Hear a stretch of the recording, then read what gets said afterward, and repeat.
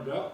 It is spring. It just may not feel quite like spring. It did not last week. We'll see if it does this week. Felt pretty good here. It was cold in New York. It was very cold in New York. And really, some of the markets have been a little cold. They've been up and down. They've been up when it warmed up, and then they cooled off and warmed up and cooled off. There's a little uncertainty creeping back into the air. Well, not only uncertainty, but you know, it's funny, the mortgage market is characterized right now by a whole lot of things going on in terms of regulation and new changes and procedures and everything. The only thing that's not happening in the mortgage market right now are mortgages. Exactly. They're like way down, a big deep freeze. Oh, it's like in the middle of winter. There have been several bills introduced to redo the GSEs, Fannie and Freddie. We had two senators that came out, and in fact they've got a markup schedule of their bill. And now there have been some other bills in the House.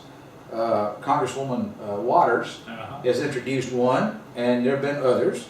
Sort of give us a summary of what's out there and what do you think will pass, or some amalgamation of what's out there. Well, I don't think anything is going to pass this year. I mean, election year and Congress where it is right now, I don't think anything's going to pass. But I mean, the reason I asked the question, we had former Senator Christopher Dodd of Connecticut at our client conference, and he was asked about specifics in Dodd-Frank legislation, and he said, I needed 60 votes. Right. He said, forget all of the right thing. This was the thing I had to give up to get 60 votes. Yeah. And so what's it going to take to get the necessary votes? Well, I think that the attitude is there. There's a feeling both in the House and the Senate that there needs to be some resolution to the GSEs. And all of the proposals are very similar. You had the joint bipartisan proposal, and that one, you know, is very has a lot of support. But even the one that Maxine Waters came up with last week, they're all very similar. The idea essentially is to get rid of the GSEs as they currently exist, move to some type of private cooperative group between all of the lenders, and that could be focused more toward a government-sponsored type of thing, kind of or a backstop. totally private. Well, really the concept is a backstop. Right, and then they would essentially have government-guaranteed loans that would be generated by this organization. And it would they would be the ones that are responsible for doing the securitizations of loans. And so there's a common element to all of them. It's just tweaking the edges, and something will eventually pass. Will that make mortgages more expensive or less expensive, about the same? I don't think anybody knows. People don't even know right now how expensive mortgages are going to be under the current legislation. Well, that's absolutely true. What's happened is, and let's get your thoughts on this, because I know you have an opinion. So our clients have a fixed cost in their processing of mortgages. And the cost of processing one mortgage has gone way up. Now, there are two different schools of thought on this. Most lenders believe it's the cost of processing mortgage has gone way up because of all the additional regulation. Right. It's also true that if you have a fixed cost and your volume goes down, the price or the cost, if you will, to process one mortgage has got to go up because you've got to cover those fixed costs. Sure. That's, I believe, right out of economics. I'm proud of you, Bill.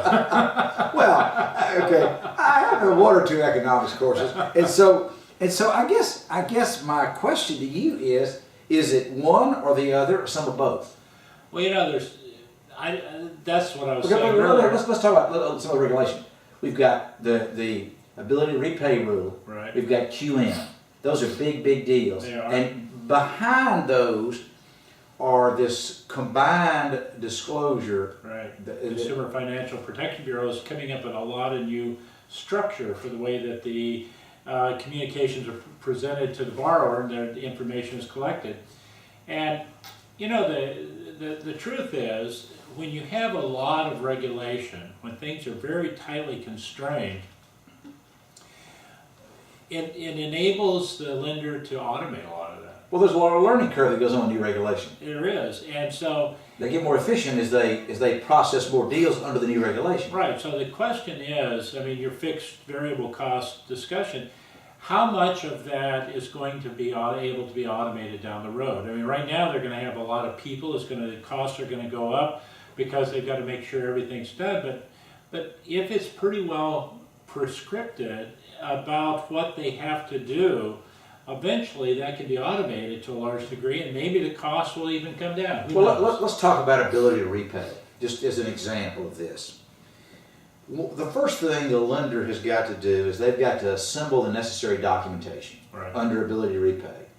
The second thing they've got to do, if they're going to validate this with a reliable third party or reliable source, which they have to do, they're going to have to, if they're going to automate it, they're going to have to be able to take data out of those documents they have assembled. And after they take the data out of the documents they've assembled, they're going to have to bounce it up against reliable third-party sources. Right. That can all be automated. Then they're going to have to retain that for at least 3 years. Right. Okay. That can all be automated, but that's not what's happening today. No. What's happening today is it's very manual because people have put a process in place to just make sure it's completed and done. Exactly, and honestly, I think they're still learning. They are. You know, because this is all real new, and as soon as they start getting on top of one thing, another thing comes down the road. And so for example, how should you validate someone's employment, which you have to do? right.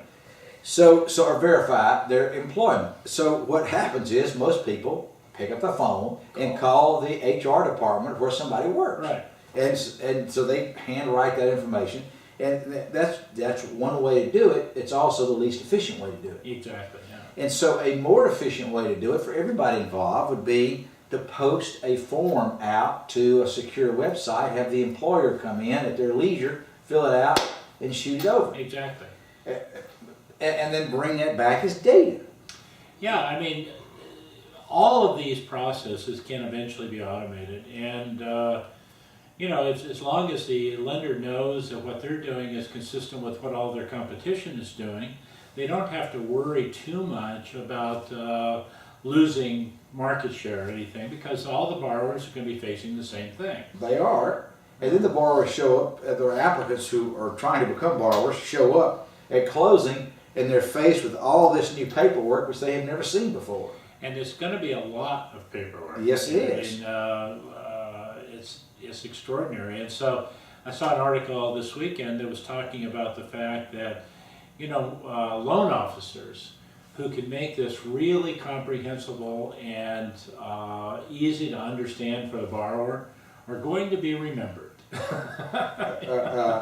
They are. You know, so, you know, if the loan officers can make this a smooth and easy process for the borrowers, it's going to be appreciated, and they're going to get a lot of business. They are. And if they can't, Then, you know, that'll be remembered as well. exactly. I mean, you remember good and bad experiences. Yeah. For example, the last time you flew on an airplane, if you had a good experience, you remembered it. If you had a bad experience, you remembered it. I wonder which has more severity, good experiences or bad experiences. People certainly talk more about the bad They experiences. certainly do. Yeah, they certainly do. The good experiences sort of get lost in the midst of everything else. It does. Well, is there anything else you want to leave us with today about all the changes going on? Because we're just about out of time. Well, DeMarco's leaving. That's true. So the GSEs are going to have a new boss to sort of facilitate this transfer, I guess, with the new legislation. So that's kind of interesting. It is. There's been sort of a slowdown in the prices. Housing prices were climbing really fast, and now they're slowing down.